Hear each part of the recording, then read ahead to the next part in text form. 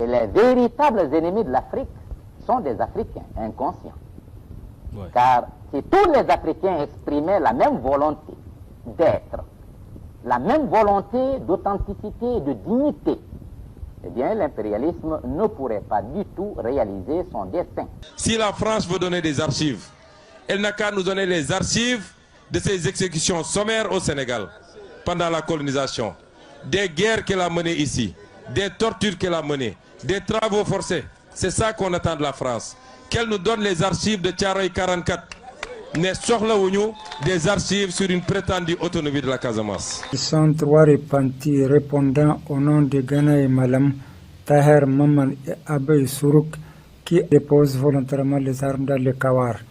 Cet acte hautement patriotique s'est déroulé vendredi 1er novembre 2024 devant la devanture de la cour royale du chef de canton de Dirkou, en présence de l'administrateur délégué de la commune rurale de Dirkou, les responsables des forces de défense et de sécurité, les chefs coutumiers, les chefs religieux et une foule nombreuse venue prendre part à la cérémonie. Non, ils ne peuvent pas non plus avoir de hauts postes au sein de l'armée ou alors avoir accès à des informations sensibles au sein de l'armée. Parce qu'on ne peut pas ignorer que ça peut très bien être un stratagème. On est d'accord qu'en face, ils sont prêts à tout. Ils peuvent très bien envoyer des hommes qui prétendent venir déposer les armes. On les met dans l'armée parce que ce serait la décision globalement la plus pertinente là, pour qu'ils soient des informateurs et en étant dans l'armée, ils profitent pour avoir des informations. Non. Par cet acte solennel, les jeunes repentis lance un appel aux autres jeunes qui ne l'ont pas encore fait à leur emboîter les pas à l'heure de la refondation de notre pays. Le Niger célèbre un acte de courage parce que nous avons des terroristes qui ont déposé les armes. Dans une nouvelle qui réjouit tout le pays, un groupe d'hommes armés a annoncé officiellement sa décision de déposer les armes et de rejoindre la vie civile. Je ne sais pas là maintenant si ça c'est pertinent. Déposer les armes, oui, mais rejoindre la vie civile, non. C'est pas comme si, voilà, il s'agissait de petits actes criminels, non. Il s'agit de terrorisme. Déposer les armes, oui. Rejoindre la vie civile, non. Les actes ont des conséquences. Ce n'est pas parce qu'on dépose les armes que ça veut dire qu'on doit tout pardonner. Continuons. Cet événement majeur qui s'est déroulé en présence des autorités politiques, coutumières et religieuses marque un tournant décisif dans la lutte contre l'insécurité au Niger. Ce geste est salué par tous comme un signe d'espoir pour l'avenir. Il témoigne de la volonté de ces hommes de renouer avec la paix et de contribuer à la reconstruction du pays. Voilà, là par exemple, voilà un truc où on peut directement les engager. Par exemple, vous ne retournerez pas à la vie civile, mais désormais vous allez travailler pour l'armée en tant qu'informateur. Bon, on ne va pas les mettre dans des cercles de décision ou de stratégie poussée, non. L'objectif simplement, c'est que les gars soient de temps en temps sur le terrain ou alors qu'ils se contentent de passer des informations, mais ils ne peuvent pas simplement retourner à la vie civile. Non. Ils ne peuvent pas non plus avoir de hauts postes au sein de l'armée ou alors avoir accès à des informations sensibles au sein de l'armée. Parce qu'on ne peut pas ignorer que ça peut très bien être un stratagème. On est d'accord qu'en face, ils sont prêts à tout. Ils peuvent très bien envoyer des hommes qui prétendent venir déposer les armes, on les met dans l'armée parce que ce serait la décision globalement la plus pertinente là, pour qu'ils soient des informateurs et en étant dans l'armée, ils profitent pour avoir des informations. Non. On ne peut pas fonctionner comme ça. En revanche, ils peuvent donner et cracher l'intégralité des informations de leur méthode de fonctionnement, de communication, etc. On ne peut pas juste partir du principe qu'il n'y aura pas de conséquences à des actes terroristes. Avant qu'on ne continue, sachez que vous pouvez souscrire à la chaîne pour moins de 3 € par mois. Aussi, pour ceux qui veulent se lancer sur YouTube, nous avons une formation très explicative des méthodes les plus efficaces. D'ailleurs, j'ai créé une nouvelle chaîne YouTube appelée Le Jeune Initié où on parle de spiritualité. Tous les liens sont en description. Merci de participer à la croissance en mettant un like à cette vidéo. Revenons au sujet. Cette démobilisation est également le fruit des efforts soutenus du Conseil national de la sauvegarde de la patrie en abrégé CNSP qui, depuis son arrivée au pouvoir, n'a cessé de travailler pour rétablir la sécurité et la stabilité. Ils sont trois repentis répondant au nom de Gana et Malam, Taher Maman et Abey Sourouk, qui déposent volontairement les armes dans le Kawar. Cet acte hautement patriotique s'est déroulé vendredi 1er novembre 2024 devant la devanture de la cour royale du chef de canton de Dirkou, en présence de l'administrateur délégué de la commune rurale de Dirkou, les responsables des forces de défense et de sécurité, les chefs coutumiers, les chefs religieux et une foule nombreuse venue prendre part à la cérémonie. Donc, au cours de cette cérémonie, la maman de l'un des repentis a pris la parole pour lancer un appel à l'endroit de toutes les mères pour qu'elles rappellent leurs enfants.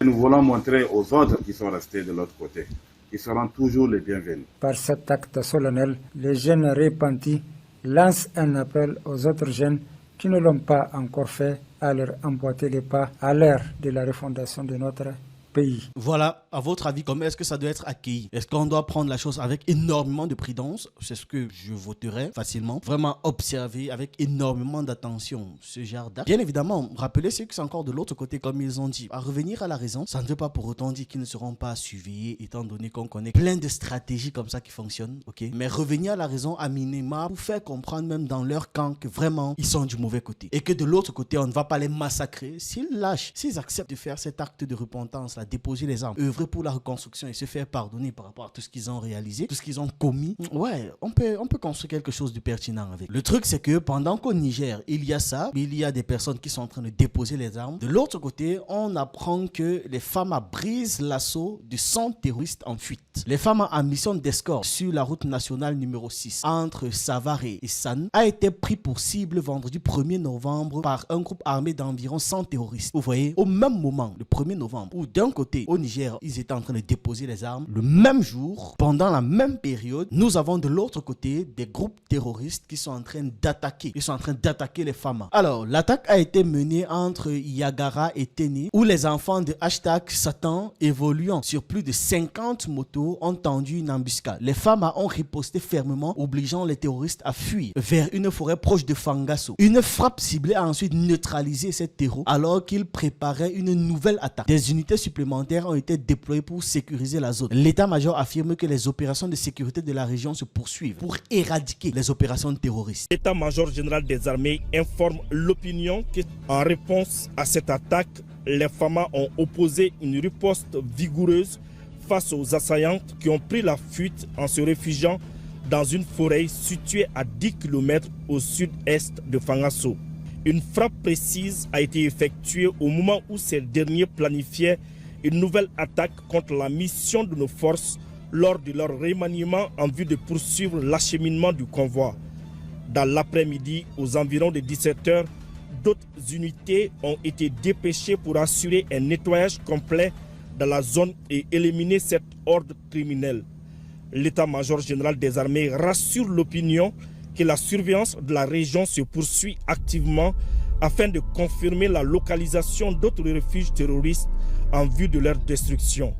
Voilà, les combats continuent, ça ne s'arrête pas. Il y a toujours une rage de vaincre qui est présente dans l'intégralité du Sahel. Et cette rage-là se poursuit. Et malheureusement, ils se voient en train d'éliminer leurs compatriotes. Vous imaginez comment ça doit même être pénible pour les soldats. C'est pour ça que ceux qui baissent les armes, on doit les surveiller. Malgré tout, on doit les surveiller. Parce qu'on ne comprend pas pourquoi ils n'ont pas pensé à baisser les armes depuis déjà. On doit les surveiller. Partout, c'est comme ça actuellement. Donc cette représentation de quelques-uns qui baissent les armes ne représente pas tout le monde. Les autres, pour l'instant, sont encore activement en train de chercher à déstabiliser leur région, à déstabiliser leur pays pour quelques centaines d'euros. On passe au premier ministre sénégalais. Ousmane Sonko a fermement condamné le livre de l'historienne française Séverine d'Alberto intitulé L'idée de la Casamance autonome. Et il l'a fait lors de son meeting à Ziguinchor. Il a qualifié cette publication de projet de déstabilisation visant à attiser les tensions dans la région. Vous savez, vieille stratégie occidentale. On écoute donc son intervention. Quand je parlais de la question de la paix, il y a un livre, c'est une Française qui a écrit ça. On en a discuté avec le président Diomaye. Ce livre-là, personne n'en fera la promotion ici au Sénégal. Si cette Française veut écrire, elle n'a qu'à aller écrire sur la Corse qui demande son indépendance à la France. Elle n'a qu'à aller écrire sur la Nouvelle-Calédonie qui réclame son indépendance. Mais elle n'a pas à écrire sur le Sénégal. Et je veux dire à la France, je ne sais pas qu'est-ce qu'il y a derrière cette affaire. Parce que la France avait témoigné dans les années 90 avec Jacques Charpy en clarifiant la question de l'appartenance totale et intégrante de la Casamance au Sénégal. Maintenant qu'il y a un régime, comme je l'ai toujours dit, qui n'est pas anti-français, qui est pro-sénégalais, simplement. Un régime qui dit nous voulons notre souveraineté. Nous n'accepterons plus d'être des valets de qui que ce soit. On nous sort un livre et puisqu'ils ne peuvent pas revenir sur leur témoignage, ils ne peuvent plus parler d'indépendance, ils glissent sur la notion d'autonomie. On ne veut pas d'autonomie. Ce n'est pas ça la question. Nous sommes un État unitaire, du nord au sud, de l'est à l'ouest. Les mêmes réalités vont s'appliquer sur chaque portion du territoire national. Et ce livre-là ne sera pas autorisé au Sénégal, ne sera pas commercialisé au Sénégal, parce que nous n'avons des gens de Djogé avec un projet de déstabilisation pour venir nous parler de ce qui nous concerne, nous, Sénégalais. Si la France veut donner des archives, elle n'a qu'à nous donner les archives de ces exécutions sommaires au Sénégal pendant la colonisation, des guerres qu'elle a menées ici, des tortures qu'elle a menées, des travaux forcés. C'est ça qu'on attend de la France. Qu'elle nous donne les archives de Thiaroye 44. Des archives sur une prétendue autonomie de la Casamance. Pour rappeler un peu le contexte, la Casamance est une région historique et naturelle du Sénégal, située au sud du pays et débordant le fleuve Casamance. Donc en gros, c'est un territoire sénégalais. Quand on arrive sur Google Maps, bon, j'ai fait un jeu qui m'a plutôt amusé. Comment quitter de là où moi je me trouve pour arriver à la Casamance, voilà, traverser tout ça là. Mais c'était juste pour vous situer la zone, ok? Donc voici la Casamance là à ce niveau dans le Ziguinchor. Et cette région maintenant fait l'objet d'une convoitise de la part de la France. En gros, c'est ce qui est en train de se passer. Et pour manifester cette convoitise, il y a une historienne française, je mets entre de très gros guillemets, qui fait donc un ouvrage parlant d'autonomie de la Casamance. Évidemment, pour pouvoir séparer la Casamance du Sénégal, séparer encore un pays dans un sous-pays, etc., etc. Vieille stratégie. On sait très bien que c'est comme ça qu'il fonctionne. Et c'est pour ça qu'Ousmane Sonko a réagi avec autant de virulence. Il a dit que si vous voulez nous sortir les archives historiques expliquant quoi que ce soit concernant le Sénégal, sortez les archives liées à la colonisation, sortez les archives liées aux différentes guerres. Et moi, je rajouterais, sortez les archives liées à l'esclavage, sortez les archives liées au pillage des ressources, sortez les comptes rendus des différentes ressources qui sortent du Sénégal chaque année pour aller de l'autre côté ou qui sont sortis du Sénégal depuis le début du contact entre le Sénégal et les Français. Sortez les archives là, c'est ce qui intéresse, d'accord? Ne commencez pas à sortir quelconque archive expliquant que la Casamance, en fait, veut son autonomie et patati et patata. C'est pas ça la question. Ces gens sont toujours en train de saouler. Toujours. Chaque seconde est une nouvelle manière de fatiguer les gens. Chaque seconde. À un moment donné, les gens en ont marre. Bref, il y a Ahmed Sékou Touré qui expliquait que les véritables ennemis de l'Afrique sont les Africains inconscients. Car si tous les Africains exprimaient la même volonté d'être, la même volonté d'authenticité et de dignité, l'impérialisme ne pourrait pas du tout réaliser son destin, à savoir dominer le continent africain. On va écouter ces quelques secondes de parole. Et les véritables ennemis de l'Afrique sont des Africains inconscients. Ouais. Car si tous les Africains exprimaient la même volonté d'être, la même volonté d'authenticité et de dignité, eh bien l'impérialisme ne pourrait pas du tout réaliser son destin, à savoir dominer le continent africain. Les complots que nous avons connus ont été fomentés grâce à l'appui des puissances impérialistes, mais avec la complicité des nôtres. Nous, Africains, sincères, authentiques, nous ne sommes pas prêts à accepter un dialogue quelconque avec ceux qui exploitent, oppriment odieusement nos frères et qui ont la prétention de s'ériger au-dessus des populations propriétaires naturelles du sol que par la force des baïonnettes, par la ruse. La force des baïonnettes, la ruse et plein d'autres actes extrêmement odieux. Voilà, c'est ce que j'avais à partager avec vous dans cette vidéo. Une sorte de zapping plus ou moins intéressant ou plus ou moins pertinent que je voulais partager. Il y a 2-3 éléments que j'ai notés mais je ne pense pas vouloir les montrer. Par exemple, ce monsieur en Guinée équatoriale avec le fameux scandale sexuel. Je ne sais pas si c'est très pertinent de briefer ça. En plus, ces derniers temps, j'ai l'impression de n'entendre que ça. C'est-à-dire, tu te demandes bien comment la libido des gens se comporte pour avoir une telle décadence ou une telle déchéance. Bref.